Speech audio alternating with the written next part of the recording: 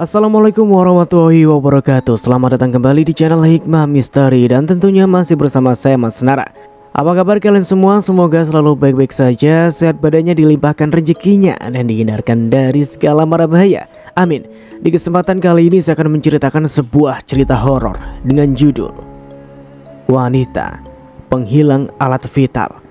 Cerita ini ditulis oleh Widya Yasmin. Oke, seperti biasa sebelum ke ceritanya, bagi kalian yang belum subscribe channel ini, silahkan bisa subscribe dulu dan aktifkan lonceng notifikasinya agar kalian tidak ketinggalan cerita dari channel Hikmah Misteri yang akan selalu menggetarkan hati kalian. Oke, terima kasih, and so get ready to be haunted.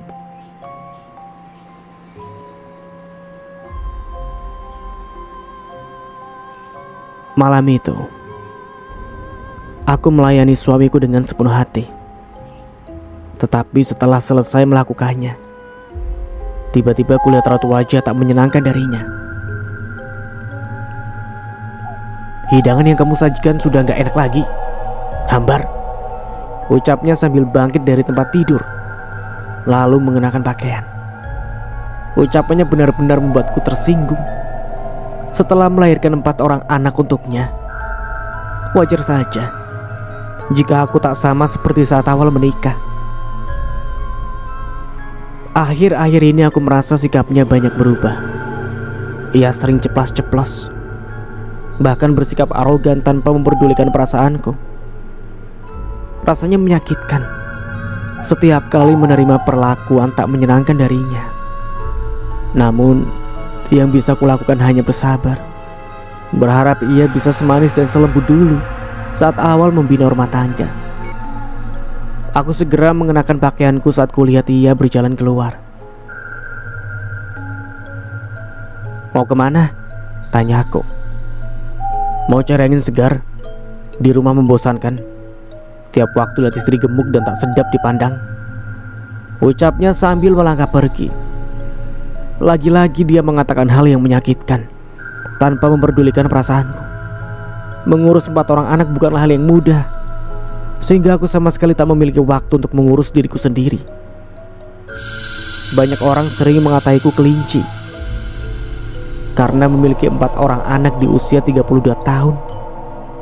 Sebenarnya aku pun tak menginginkan semua itu terjadi padaku. Saat anak kedua berusia 2 tahun, aku mengidap tumor payudara. Tetapi alhamdulillah, tumor itu berhasil diangkat. Namun dokter menyarankan agar aku tidak menggunakan KB apapun, karena KB hormonal bisa memicu tumor payudara itu kembali. Kulihat suamiku bergegas ke arah pintu, tetapi belum sempat ia membuka pintu, tiba-tiba terdengar suara pintu diketuk dari luar. Aku segera keluar kamar setelah berpakaian. Kulihat suamiku tengah menganga dengan tetesan air liur yang berjatuhan saat melihat seorang wanita cantik yang berdiri di mulut itu. "Siapa ya?" tanya aku, karena suamiku hanya berdiri mematung sambil menatap wanita itu tanpa berkedip. "Saya penghuni rumah depan itu," ucapnya sambil menunjuk sebuah rumah yang terletak beberapa meter dari rumahku. Rumah itu telah lama kosong. Rasanya sangat aneh jika ada yang tiba-tiba menghuninya, karena dari tadi siang aku tak melihat sebuah mobil atau motor yang berhenti di sana. Kalaupun ada yang menghuni, pastilah orang itu membawa kendaraan untuk mengangkut barang-barangnya, karena di rumah itu benar-benar tak ada benda apapun yang bisa dipakai. "Teteh penghuni baru? Sejak kapan?" "Baru saja tiba," ujarnya. "Oh, salam kenal. Saya Mirna." Aku mengulurkan tangan. Sun apa? Teh Sundari?" Ia tampak terdiam seolah memikirkan sesuatu, lalu tiba-tiba mengangguk. "Iya, nama saya Sundari," jawabnya.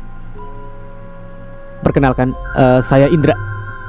Suamiku tampak antusias sembari mengulurkan tangannya, sementara ia tampak tersenyum misterius saat menanggapi sikap genit suamiku. Setelah itu ia mengutarakan niatnya untuk meminta air panas. Ia bilang belum membawa kompor dan baru membawa pakaian saja. Jadi dia tidak bisa memasak air untuk menyeduh kopi. Malam-malam begini ngopi? Tanyaku lagi sembari mengernyitkan dahi. Bisa-bisanya dia mengopi di saat malam semakin larut. Lalu ia menjawab bahwa dirinya tidak bisa tidur karena tinggal di rumah itu sendirian. Selain itu, ia juga tengah mengerjakan sesuatu yang membuatnya harus begadang. Memangnya Teteh belum berkeluarga? Kekepoan ini kembali muncul. Ia mengangguk dan mulai tampak tak nyaman dengan pertanyaanku. Teteh beneran sendirian menempati rumah itu? Memangnya gak takut Teh? Rumah itu lama kosong loh. Gak usah kepo dengan urusan orang lain, ujar suamiku tiba-tiba. Lalu meraih gelas aluminium yang dibawa oleh gadis itu, lalu segera bergegas menuju dapur untuk mengisinya dengan air panas. Terima kasih, ujarnya sembari tersenyum ramah setelah mendapatkan segelas air panas. Lalu setelah itu ia langsung pamit. Kok tiba-tiba Kang Dedi menjual rumah itu ya? Perasaan waktu itu dia bilang gak akan pernah menjual rumah itu, karena rumah itu menyimpan banyak kenangan bersama almarhumah istrinya. Si Dedi kan sudah punya istri baru di Kalimantan. Ya wajar saja jika rumah itu dijual. Ngapain dibiarkan kosong? Jadi sarang kuntilanak? Apalagi istri pertamanya kan meninggal bunuh diri. Suamiku tampak bergidik ngeri. Ngomong-ngomong, berani juga wanita tadi tinggal sendirian di sana. Apa dia gak tanya-tanya dulu gitu tentang histori rumah itu? Sudahlah, jangan banyak ngomong. Ini sudah jam 11 malam. Ayo kita cepetan tidur. Harusnya kita bersyukur kalau rumah kosong itu ada yang menempati, karena siapa tahu dia bisa mengusir hawa angker dari rumah itu. Aku mengangguk. Lalu kami bergegas menuju kamar. Kami segera membaringkan tubuh. Sementara suamiku tiba-tiba terus membelai rambut ini. Padahal tadi ia bersikap sangat dingin dan memprotes pelayanan yang kuberikan.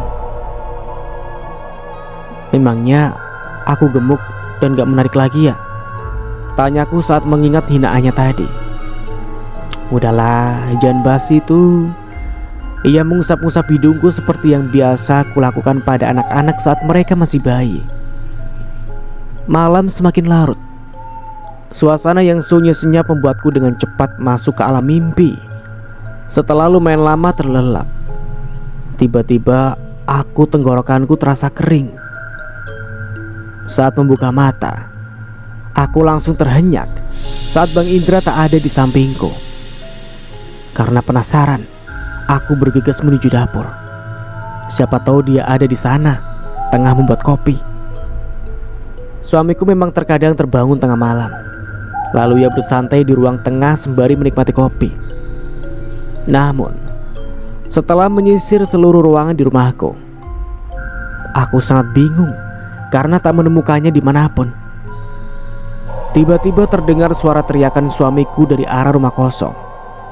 Aku menoleh ke arah jam dinding yang jarumnya menunjuk ke angka 2. Apa yang sedang ia lakukan di sana? Apakah aku salah dengar? Lalu suara itu kok menghilang lagi? Namun tiba-tiba suara teriakan itu kembali terdengar hingga memecahkan keheningan.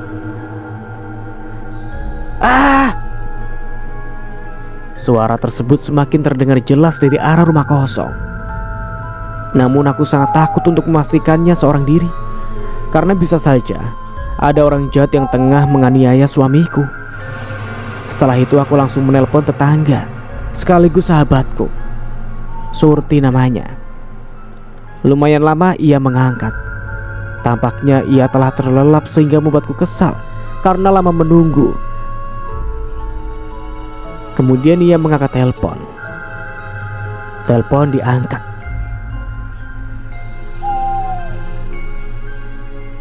Mau apa kamu nelpon malam-malam? Surti lagi tidur. Terdengar suara Mas Parto yang merasa terganggu dengan teleponku. Mas Parto, ada masalah penting. Tolong Mas Parto dan Surti kesini sekarang.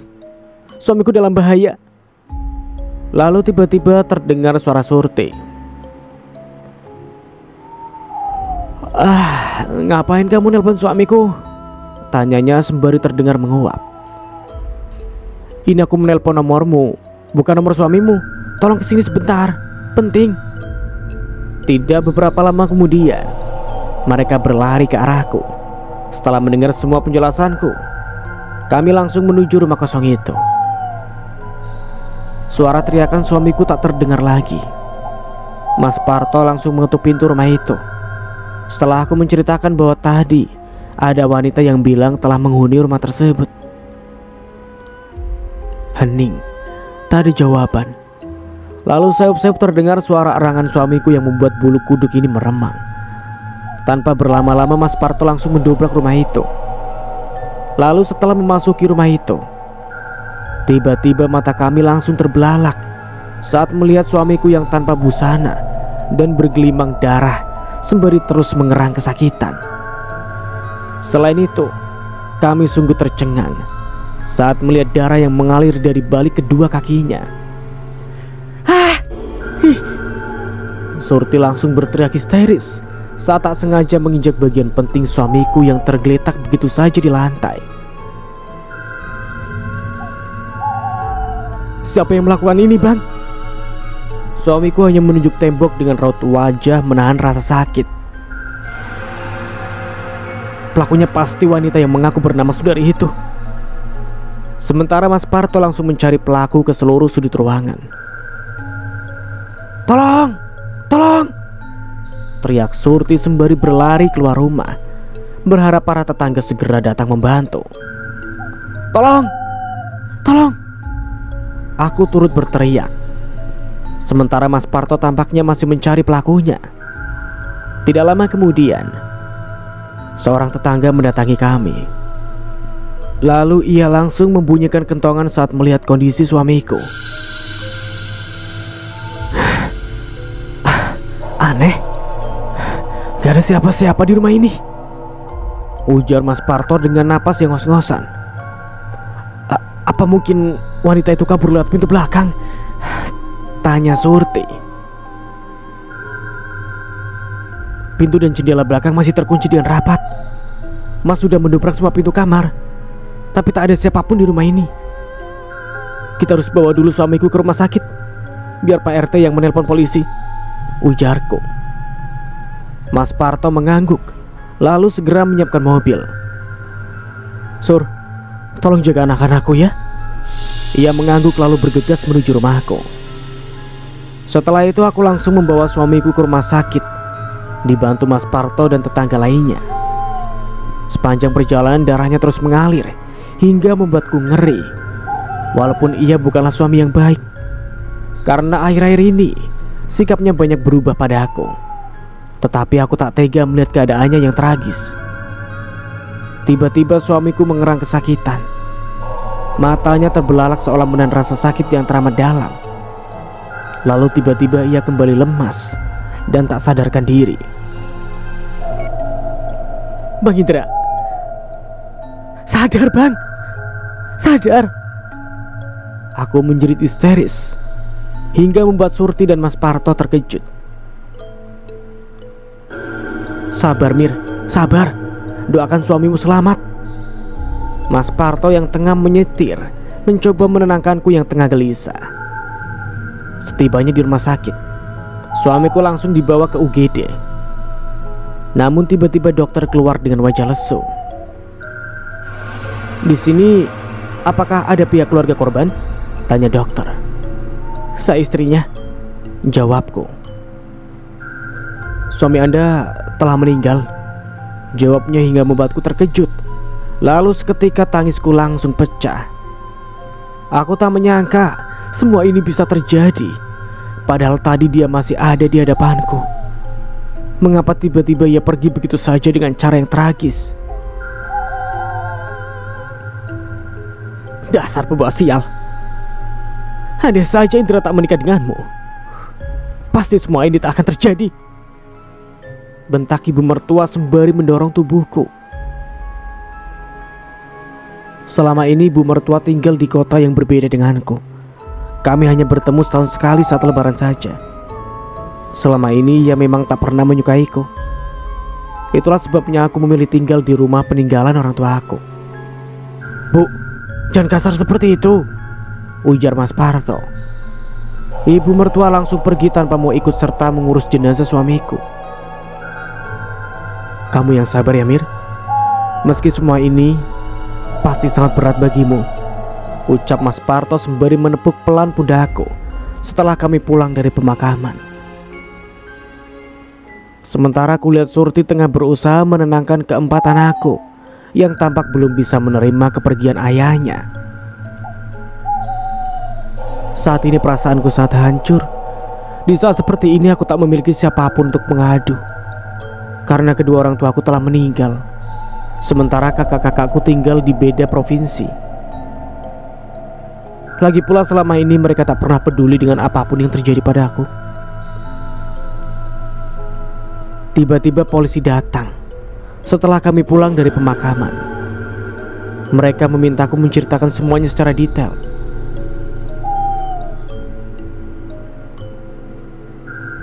Malam itu, ada seorang gadis cantik yang mengatakan bahwa ia penghuni baru rumah kosong itu.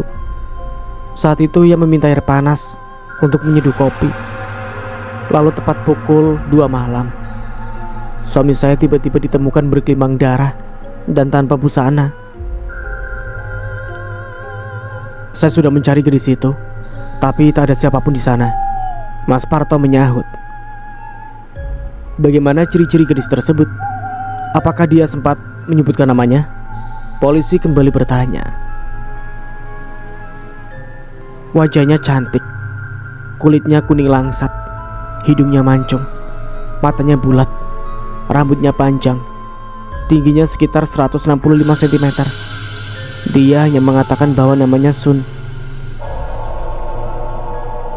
Apa jangan-jangan dia sundel bolong? Tiba-tiba Surti menyaut sembari bergidik ngeri. Setelah itu para polisi mendatangi rumah kosong tersebut untuk menyelidiki semuanya. Namun mereka tiba-tiba mengungkapkan bahwa di rumah itu tidak ada tanda-tanda keberadaan manusia. Semua itu membuatku bingung, karena aku yakin betul bahwa ada seorang perempuan yang mengaku tinggal di rumah itu, bahkan meminta air panas pada aku.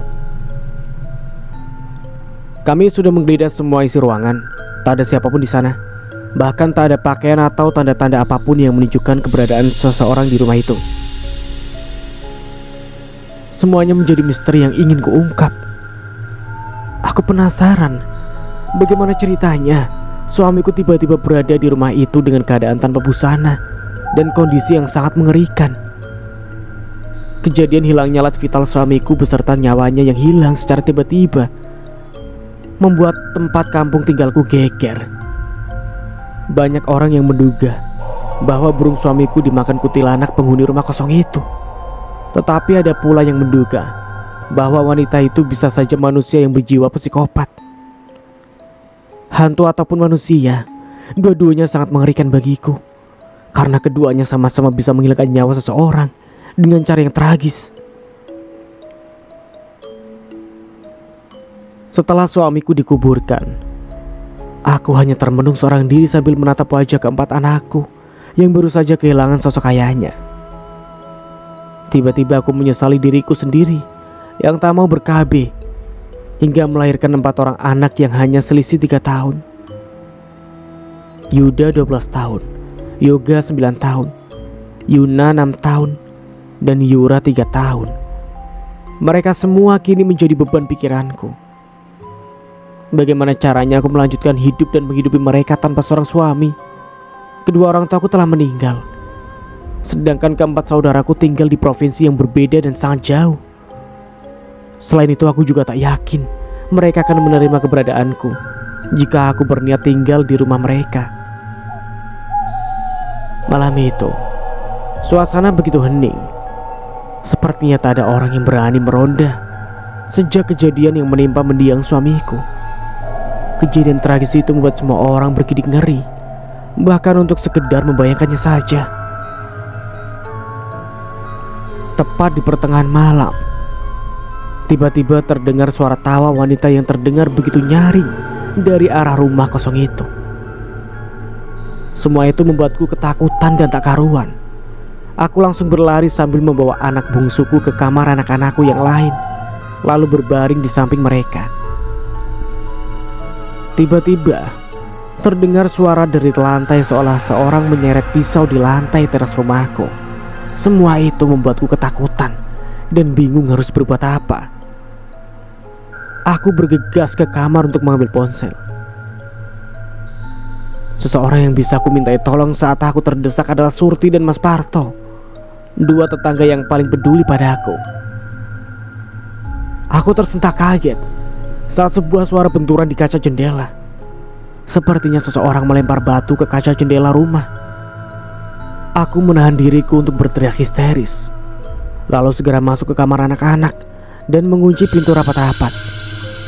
Tak hanya itu, aku juga mendorong lemari hingga menghalangi pintu, berjaga-jaga dari bahaya yang bisa saja menerobos ke rumah.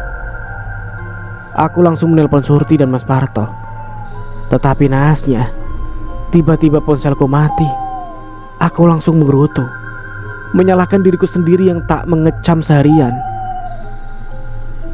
Saat aku berusaha merecharger, tiba-tiba listrik mati, sehingga membuatku tak kuasa menahan diri untuk berteriak histeris.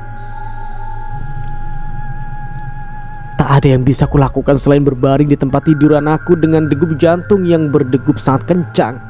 Aku hanya bisa pasrah sambil terus berdoa memohon perlindungan kepada Allah. Suara azan subuh terdengar nyaring di telinga hingga membuatku tersentak dari tidurku. Untunglah aku masih bernyawa.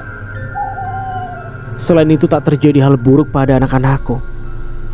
Kulihat listrik telah kembali menyala, jadi aku bisa bernafas dengan lega. Aku keluar dari kamar untuk mengambil air wudhu, lalu mendirikan sholat subuh dan memohon perlindungan kepada Allah. Setelah selesai sholat, aku berjalan menuju jendela depan.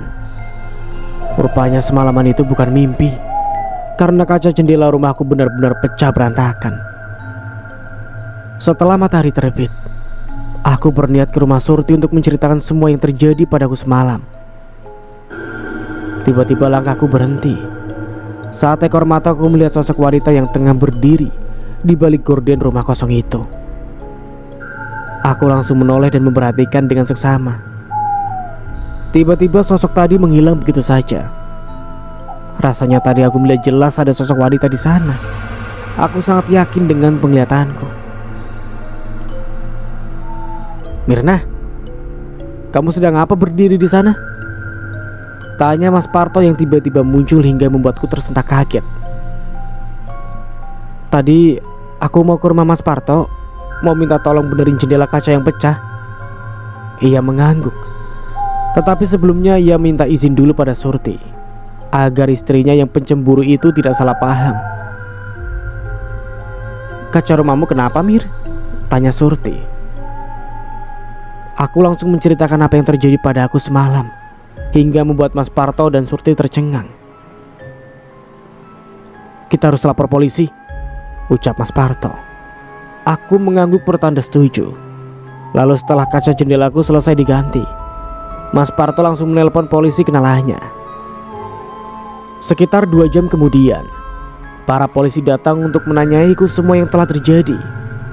Aku langsung menceritakan semuanya, termasuk suara derit pisau yang diseret ke lantai. Polisi langsung memulai penyelidikan di sekitar rumahku beserta rumah kosong itu. "Apa Anda memiliki musuh atau seseorang yang memiliki masalah dengan Anda atau mendiang suami Anda?" tanya polisi. Aku menggeleng karena selama ini aku tak pernah memiliki masalah dengan siapapun. "Sebaiknya kamu pindah dari kampung ini, bahaya," ucap Surti setelah polisi pergi. Aku termenung mendengar saran Surti. Sarannya ada benarnya juga. Tetapi rumah yang kutinggali ini adalah peninggalan kedua orang tuaku yang menyimpan banyak kenangan tentang mereka. Aku masih ingat saat kedua orang tuaku meregang nyawa. Mereka berpesan agar rumah ini tak dijual kepada siapapun. Mereka juga berpesan agar aku yang menempati rumah ini, karena kakak-kakakku bisa-bisa menjualnya jika rumah ini dipasrahkan pada mereka. Malam itu terdengar suara seseorang yang tengah mengobrol sambil berjalan di depan rumah. Tampaknya warga kembali melakukan skis-gambling sesuai komando dari Pak RT. Setelah polisi menghimbau agar Pak RT mengerahkan warga untuk kembali menjaga keamanan kampung, terutama di rumahku. Keesokan harinya, aku membuat kue. Lalu ku antar ke rumah Surti dan Mas Parto. Tumben kamu membuat kue? Bukankah kamu tipe orang yang tidak menyukai makanan yang manis? Tanya Surti dengan wajah yang heran. Sebenarnya ini sebagai ucapan terima kasih untuk Mas Parto, juga kamu, karena telah mengganti kaca jendela rumahku. Selain itu berkat polisi kenalannya, Pak RT mengimbau para warga untuk kembali meronda, sehingga aku bisa kembali bernapas dengan lega. Tiba-tiba raut wajah Surti sedikit masam hingga membuatku bingung. Aku bertanya-tanya, apakah aku salah jika berterima kasih pada suaminya? Mungkinkah ia cemburu? Padahal selama ini aku menganggap Mas Parto sebagai sahabat, sama seperti perasaanku pada Surti yang telah bersahabat denganku sejak SD.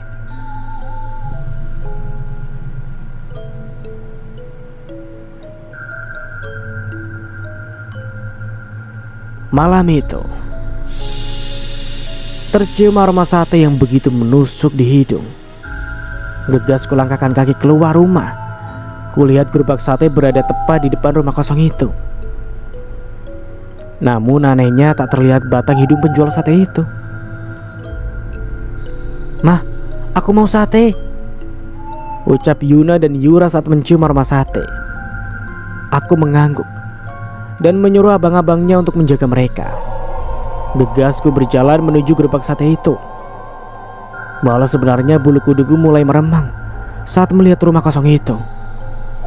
Sejak suamiku meninggal, aku tak pernah keluar rumah setelah maghrib hingga pagi. Namun kali ini aku memberanikan diri saat melihat tukang sate itu. "Mas Eko! Mas Eko!" Aku berteriak memanggilnya dari kejauhan. Karena jujur saja aku masih paranoid jika harus mendekati rumah itu. Tiba-tiba terdengar suara tawa Mas Eko dari dalam rumah. "Mas Eko!" Aku berteriak lebih kencang, tetapi Mas Eko malah terus tertawa dari dalam rumah kosong itu tanpa memperdulikan teriakanku. Aku merasa bingung harus bagaimana. Kalau pergi ke rumah kosong itu, aku sangat takut bertemu sosok kuntilanak pemakan burung yang tengah hangat diperbincangkan warga. Namun tenggorokanku semakin sakit karena terus berteriak. Tetapi Mas Eko malah asyik tertawa di dalam rumah itu. Mungkinkah Mas Eko tengah berjandaria bersama kuntilanak itu? Tiba-tiba aku merasa khawatir kalau Mas Eko akan kehilangan burungnya seperti yang terjadi pada suamiku.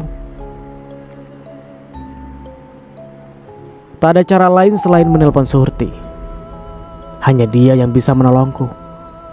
Namun tiba-tiba Mas Eko keluar dari rumah itu dengan wajah yang berseri-seri. Aku langsung melambaikan tanganku pada lelaki berkumis tebal itu. "Mas Eko!" teriakku. Ia menoleh lalu mengangguk. Pertanda setuju dengan kode yang kuberikan. Lelaki berkulit sawo matang itu langsung mendorong gerobak satenya menuju rumahku. Kulihat bibirnya tak berhenti tersenyum dengan pipi yang merah merona seolah baru saja mengalami sesuatu yang sangat menyenangkan. "Mas Eko ngapain tadi dari dalam rumah kosong itu?" tanyaku. "Penghuni baru rumah itu tadi beli sate. Orangnya cantik banget," ucapnya dengan wajah berseri-seri. "Terus Mas Eko nganu sama penghuni rumah itu?" tanyaku dengan wajah penasaran. "Astagfirullah, saya lelaki baik-baik," ucapnya sambil mengibas wajahku dengan lap yang biasa ia taruh di lehernya. Rumah itu telah lama kosong. Tadi yang bercanda sama Mas Eko itu kuntilanak, bisikku. Tiba-tiba ia tersentak kaget dengan wajah yang kocak hingga malah membuatku ingin tertawa. Teh Mirna, jangan ngadi-ngadi. Wanita tadi manusia kok, napak di lantai, ucap Mas Eko yakin. Mas Eko tahu kalau suami saya meninggal, tanya aku. Ia kembali tercengang dengan wajah tak percaya. Tukang sate yang merupakan duda itu baru kembali berdagang setelah 2 minggu. Tak kelihatan batang hidungnya. Sepertinya ia habis pulang kampung untuk menengok anaknya. Innalillahi wa inna ilaihi rajiun. Oh, saya baru tahu. Teteh nggak bercanda kan? Wajahnya terlihat terkejut bercampur ragu. Masa saya bercanda? Suami saya meninggal dengan burung yang hilang di rumah kosong itu. Mas Eko tampak bergidik ngeri mendengar ceritaku. Rupanya ia ketinggalan berita. Ia tampak tercengang saat mengetahuinya. Teteh nggak bercanda kan? Saya jadi takut, ucapnya. Wanita penghuni rumah kosong itu ciri-cirinya bagaimana? Terus dia bayar nggak satenya? Tanya aku. Orangnya cantik, putih dan tinggi. Ciri-ciri yang diceritakan Mas Eko sama persis dengan wanita yang menemuiku malam itu untuk meminta air panas. Sebenarnya siapakah dia? Apakah dia hantu atau manusia? Lalu mengapa ia bisa membunuh suamiku? Saya sengaja gak meminta bayaran dari sepiring sate tadi. Hitung-hitung sebagai perkenalan, sambungnya lagi sambil cengengesan. Wanita itu yang membunuh suami saya. Raut wajah Mas Eko seketika berubah saat mendengar ucapanku. Ia kembali termenung dengan wajah yang bingung. Tapi saya nggak kenapa-napa. Wanita tadi ramah dan baik sama saya. Aku menjadi bingung saat mendengar pengakuan Mas Eko. Ia ada benarnya juga. Mengapa ia bisa keluar dengan selamat dan tidak diganggu oleh wanita itu? Ajak saya bertemu dengan wanita itu. Saya mau memastikan apakah dia hantu atau manusia. Mas Eko setuju dengan permintaanku, lalu berjalan di depanku untuk mempertemukan aku dengan sosok wanita misterius itu. Rere, teriak Mas Eko sambil mengetuk pintu. Rupanya tadi mereka sempat berkenalan hingga Mas Eko memanggil namanya dengan akrab. Hening tak ada jawaban. Rere, ada yang mau bertemu? Ada yang mau bertemu denganmu? Mas Eko kembali berteriak memanggil wanita yang entah manusia atau kuntilanak.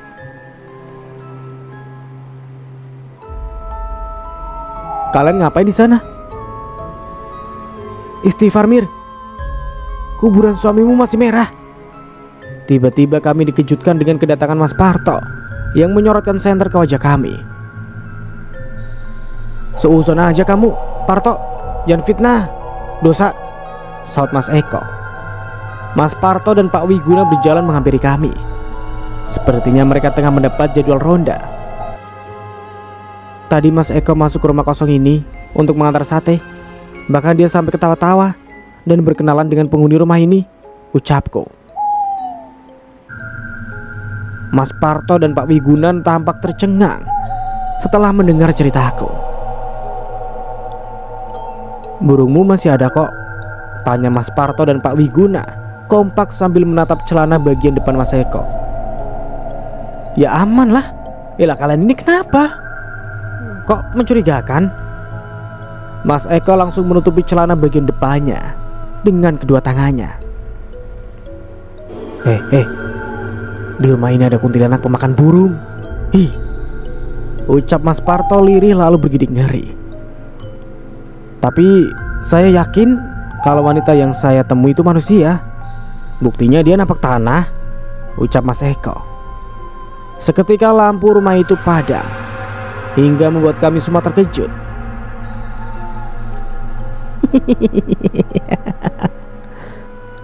Terdengar suara cekikikan kuntilanak yang membuat kami terkesiap lalu berlarian meninggalkan rumah itu. Aku langsung kabur ke rumahku. Begitu pula Mas Eko langsung berlari sambil mendorong gerobaknya. Mas Parto dan Pak Wiguna malah mengikutiku ke arah rumah dengan wajah yang ketakutan. "Heh, kalian mau apa kesini?" tanyaku sambil mengacungkan sapu. Maaf, kami lupa," ucapnya sambil garuk-garuk kepala lalu melangkah mundur. "Jangan membuat citra saya jelek di mata istri-istri kalian, atau saya hilangkan burung kalian," ancamku. Mereka mengangguk, lalu melangkah mundur dan berlari pergi meninggalkanku. Semoga saja mereka mencari teman dan melanjutkan meronda, agar aku bisa merasa aman dan tak ketakutan nanti malam. Kulihat keempat anakku tengah terlelap di depan televisi. Anak-anak yang malang. Aku sangat merasa bersalah karena malah heboh mencari tahu sosok wanita misterius itu, hingga melupakan maksudku untuk membeli sate. Aku langsung memindahkan mereka satu persatu, lalu membawa anak bungsu ke kamarku. Sebelum tidur aku berwudu dan memohon perlindungan kepada Allah. Aku harus kuat dan berani untuk bertahan di rumah ini sesuai amanat dari kedua orang tuaku. Setelah mengaji beberapa ayat Al-Quran juga berdoa, aku segera membaringkan tubuh dan mencoba memejamkan mata.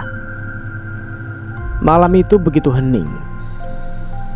Tampaknya Mas Parto dan Pak Wiguna langsung pulang dan melupakan jadwal ronda mereka. Malam semakin larut. Terdengar suara lolongan anjing yang membuat mataku sulit untuk dipejamkan. Pikiranku berputar-putar. Jantungku pun terasa berdegup lebih kencang. Tiba-tiba, bruk! Terdengar sesuatu menghantam kaca jendela di depan hingga pecah. Aku langsung terkejut dan memberanikan diri untuk melihat apa yang terjadi. Benar saja, kaca jendela yang waktu itu diganti oleh Mas Parto kini kembali pecah. Aku memberanikan diri keluar rumah dengan wajah bertanya-tanya, ada masalah apa kuntilanak itu padaku hingga ia terus saja menerorku. Tiba-tiba aku lihat sebuah botol dari balik pecahan kaca itu. Rupanya dia melempar botol itu ke jendela kaca hingga pecah. Aku meraih botol itu. Lalu kulihat ada sebuah surat di dalamnya. "Jangan dekati suamiku." Aku tercengang saat membaca tulisan di kertas dalam botol itu. Siapakah dia? Lalu suami siapakah yang kuganggu? Sepertinya ia telah salah paham kepadaku, karena aku merasa tak pernah mendekati lelaki manapun saat suamiku masih ada, bahkan hingga sekarang. Ingin sekali ku jelaskan padanya bahwa aku bukanlah tipe wanita gatal yang suka cari perhatian pada lelaki manapun. Malahan walaupun sekarang aku sudah jadi janda, tetapi aku tak memiliki niat untuk mencari suami lagi.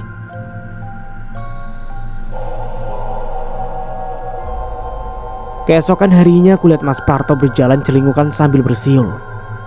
Matanya terus melihat ke atas sambil sesekali celingukan kanan kiri. "Cari apa, Mas?" tanya aku. "Burung saya menghilang," jawabnya hingga membuatku terkejut dan langsung menoleh ke arah celana bagian depannya. "Itu masih ada," tunjukku. Astagfirullah, ngapain saya? Seketika aku langsung menutup mata karena malu. "Oh, bukan ini toh, Mir. Burung kakak tua jambul hitam itu loh. Harganya mahal, Mir. Sayang banget kalau hilang," ucap Mas Parto. Tiba-tiba terdengar suara kicauan burung dari dalam rumah kosong di depan rumahku, yang membuat Mas Parto seketika berlari ke arahnya. "Mas, hati-hati, Mas. Nanti burung yang lain yang hilang malah," ucapku sambil tetap berdiri dari kejauhan. Rasanya masih mengerikan saat mengingat suara cekikikan semalam yang masih terngiang-ngiang di telinga. "Sini Mir, temani saya," teriaknya. Aku langsung mengangguk, mengingat dia yang selalu sigap membantu setiap aku membutuhkan pertolongan. Selama ini dia seperti kakak laki-laki bagiku. Mas Parto langsung mencoba membuka pintu itu, tetapi ternyata pintu itu tampaknya terkunci dengan rapat. Semuanya terasa aneh. Padahal setelah Mas Parto mendobrak pintu rumah ini beberapa waktu lalu saat mencari suamiku, harusnya kini pintu ini bisa dengan mudah dibuka. Lalu semalam aku juga melihat Mas Eko bisa dengan mudah keluar masuk rumah ini. Apakah kuntilanak itu bisa mengendalikan pintu ini hingga bisa terkunci dengan terbuka sesuai keinginannya? Sangat aneh. Rumah ini dulu dihuni oleh sepasang suami istri, Kang Dedi dan Teh Elis. Namun saat Teh Elis meninggal, Kang Dedi langsung pergi bekerja ke Kalimantan. Kabarnya kini ia telah menikah lagi. Makanya rumah ini kosong dan terbengkalai. Semua perabotan telah diangkut dan dibawa ke rumah orang tua Kang Dedi yang terletak di desa sebelah. "Kamu punya nomor Dedi nggak? Masa saya terus-terusan mendobrak rumah ini?" ucapnya. "Ya masa dia mau mengantar kunci dari Kalimantan?" sahutku. Kami pun tak mengenal orang tua Kang Dedi, karena berasal dari desa berbeda yang lumayan jauh dari rumah tempat tinggalku. "Dobrak aja lah," ucapnya sambil mendorong pintu itu dengan sekuat tenaganya. Dan bruk, pintu itu akhirnya bisa terbuka dengan dorongan dari badan Mas Parto yang kekar dan berotot. Kami memasuki rumah itu sambil mengendap-endap. Aku juga tak lupa membawa batu dan balok kayu. Siapa tahu bisa digunakan jika ada bahaya. Tiba-tiba Mas Parto bersiul memanggil burung yang tengah terbang ke sana kemari di rumah itu. Sementara aku hanya celingukan mengamati sekitar. Takutnya kuntilanak pemakan burung itu muncul. Grep. Mas Parto berhasil menangkap burungnya, lalu segera mengajakku keluar dari rumah itu. Syukurlah kami bisa keluar dari rumah itu dengan selamat. Sepertinya kuntilanak itu tak mengganggu jika siang hari. Blok. Terdengar suara pintu yang terbanting dengan keras hingga membuatku terkejut. Aku dan Mas Parto langsung saling memandang lalu melangkah mundur secara perlahan. "Ngapain kalian di sana?" tanya Surti yang tiba-tiba muncul hingga membuatku terkejut. Tadi burung Mas hilang. Lalu ternyata burungnya ada di rumah ini," sahut Mas Parto. "Jangan sering-sering kesini Mas, nanti burung Mas dimakan kuntilanak," ucap Surti sambil melirik ke arahku dengan sinis. Aku merasa aneh dengan tatapan itu, karena selama ini ia tak pernah menatapku seperti itu. "Surti, Mas Parto gak mungkin macam-macam. Dia itu sangat mencintaimu." Aku mencoba mencairkan suasana yang tengah terasa tegang.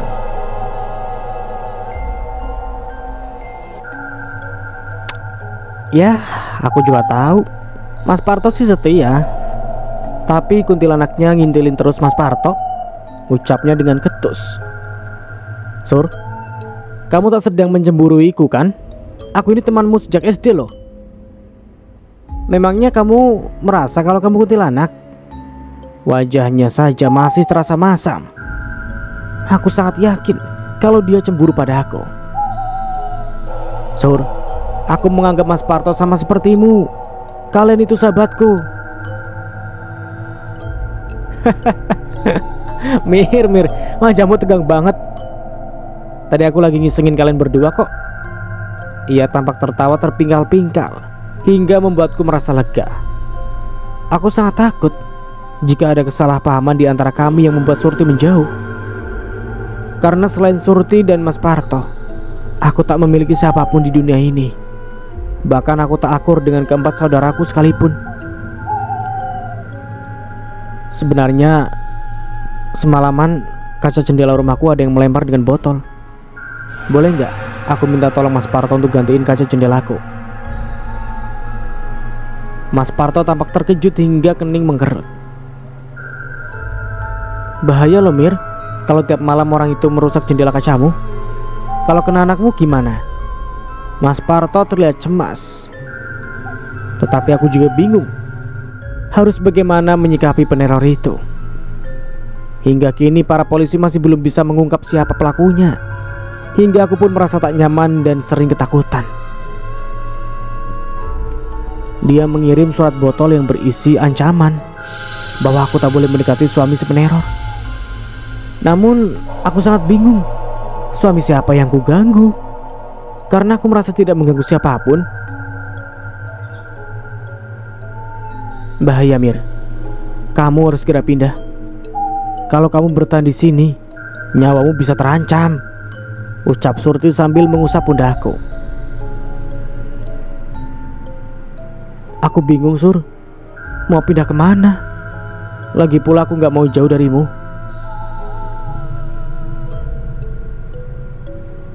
Aku dan Mas Parto gak bisa terus melindungimu Mir. Ada baiknya kamu tinggal bersama salah satu saudaramu. Aku termenung mendengar ucapan Surti. Entah mengapa aku merasa sikapnya sangat berbeda dari biasanya. Saat malam kembali datang, suasana sekitar kembali mencekam. Biasanya setelah Isya ada anak-anak yang pulang dari masjid melewati rumahku. Tetapi akhir-akhir ini mereka tak pernah terdengar lagi. Tampaknya mereka memilih melewati jalan lain agar tidak melewati rumah kosong yang kini banyak dibicarakan orang-orang tentang kehororannya. Jam menunjukkan pukul 11 malam. Semua anakku telah terlelap.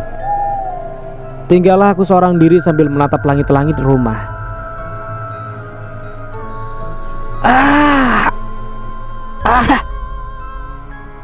Tiba-tiba terdengar suara teriakan dari arah rumah kosong itu, hingga membuatku terkesiap.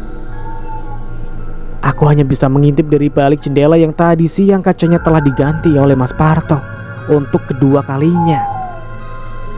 Tolong! Tolong! Seorang lelaki keluar dari rumah kosong itu tanpa mengenakan celana. Astagfirullah. Aku langsung membuka pintu. Kulihat lelaki itu jatuh tersungkur di halaman rumah kosong itu sambil memegangi celananya. Mataku terbelalak saat melihat darah yang mengalir deras dari balik kemaluannya yang telah raib. Kondisi lelaki itu sama persis dengan apa yang terjadi pada mendiang suamiku. Tolong! Tolong! Teriakku sekuat tenaga. Aku langsung menelpon Surti, tetapi ternyata nomornya tak aktif. Aku juga mencoba menelpon Mas Parto, tetapi nomornya sama-sama tak aktif. Aku langsung berlari sambil berteriak meminta tolong, berharap ada seseorang yang keluar dari rumahnya. Aku langsung berlari ke rumah Surti karena rumahnya yang paling dekat denganku. Sebenarnya ada satu rumah lagi, tetapi aku tak kenal dengan penghuninya karena mereka jarang bergaul dengan warga sekitar. Tok tok tok tok tok. Aku mengetuk pintu rumahnya dengan keras. Tiba-tiba Surti keluar rumah sambil mengucek matanya. Ada apa Mir? Tanyanya sambil menguap. Ada orang yang burungnya dimakan kuntilanak penghuni rumah kosong, ucapku sambil ngos-ngosan. Tiba-tiba Mas Parto datang mendekatiku. Tampaknya ia terkejut saat mendengar penuturanku. Di mana orangnya? Tanya lelaki bertubuh tinggi besar itu. Di halaman rumah kosong, jawabku. Setelah itu kami semua langsung berlari ke sana. Mas Parto juga tak lupa memukul kentongan agar para warga keluar dari rumahnya. Tidak berapa lama kemudian, beberapa orang keluar dari rumahnya, lalu mendatangi kami yang masih berdiri memandangi lelaki yang tengah terbaring bergelimang darah itu. Loh, itu kan si Parman. Kenapa dia bisa di sana? Tanya beberapa warga. Kita semua harus segera membawa dia ke rumah sakit, ucap Mas Parto, lalu berlari ke rumahnya untuk mengeluarkan mobil. Dan sampai di sini dulu ceritanya. Nantikan kelanjutan ceritanya di part berikutnya. Dari saya mohon maaf bila ada salah kata atau dalam penyampaian cerita. Akhir kata, wassalamualaikum warahmatullahi wabarakatuh. Sampai jumpa di video berikutnya.